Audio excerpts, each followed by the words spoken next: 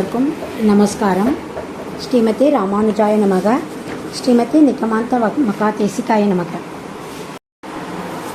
இந்த முறை நம்ம இந்த கார்கோடல் பூக்காலில் 6வது பாசுரத்தை அனுபவிக்கலாம். போன பாசுரத்தில் குயில்களை ஐயோ பாடாதீங்க, எனக்கு ரொம்ப கஷ்டமாக இருக்குது, என் திருவேங்கடன் என் கூட சேரும்போது பாடுங்கன்னு கேட்டா. இந்த பாசுரத்தில் மயில்களை சொல்கிறா பாருங்க. கனமா மயில்கால் கண்ணபிரான் திருக்கோலம் போன்று அனிமா நடம்பயின்று ஆடுகின்றீர்க்கு அடி வீழ்கின்றேன்.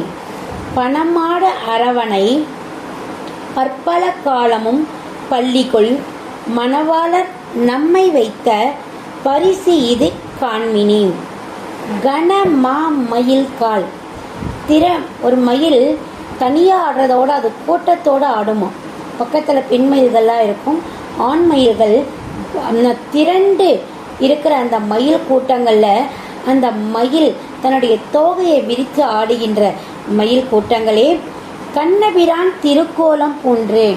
அந்த கண்ணனை போலவே உங்கள் கலரும் அப்படிதான் இருக்குது, நீல கலரில் இருக்கீங்க. என் கண்ணனுடைய கலரும் சியாமல கண்ணன் தான். அந்த கலர் அந்த திருக்கோலத்திலேயே நீங்கள் இருக்கீங்க. அனிமா நடம் பயின்று ஆடுகின்றீர்க்கு. அழகாக ரித்தமிக்கா ஸ்டெப்பை இப்படி வச்சு அப்படி வச்சு இந்த பக்கம் ஒரு ஆட்டு அந்த பக்கம் ஒரு ஆட்டு நடுவில் கழுத்த ஒரு ஆட்டு, எவ்வளோ அழகாக இப்படி ஆடுறீங்க. அடி வீழ்கின்றேன். உங்கள் காலை பிடிச்சி நான் கேட்குறேன், நல்லா ஆடுறீங்க, அழகாக இருக்கீங்க, சூப்பராக இருக்கீங்க, என் கண்ணனை மாதிரி நீங்களும் இருக்கீங்க, உங்கள் காலை பிடிச்சி நான் கேட்குறேனே. என்ன கேட்க போகிறேன்? இந்த மயில்கள் கேட்குறான், என்ன கேட்க போகிற? பணமாடும் அரவணை, அந்த படம் எடுத்து ஆடுற அந்த பாம்பு மேலே பள்ளி கொண்டு இருக்கிறானே. எப்போ பார்த்தாலும் பள்ளி கொள்ளலை, பள்ளி கொள்கிற மாதிரி தூங்குற மாதிரி யோகத்தில் இருக்கிறான் அந்த மணவாளர். அந்த மாப்பிள்ளை இருக்கானே படுத்துன்னு தூங்கிட்டு இருக்கான். எங்கே?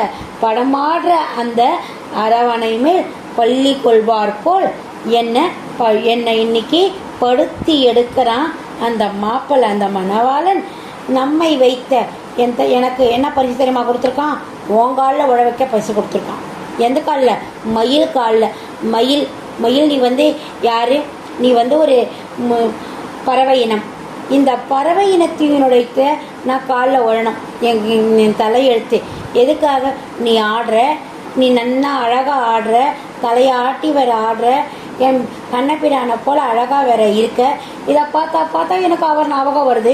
முன்னாடியே அவர் ஞாபகத்தில் வெதும்பின்னு இருக்கேன். இன்னும் நீ வேற இதெல்லாம் பார்த்து என்ன பரியும் அழகாக பருன்னு ஆடின்னு இருக்க.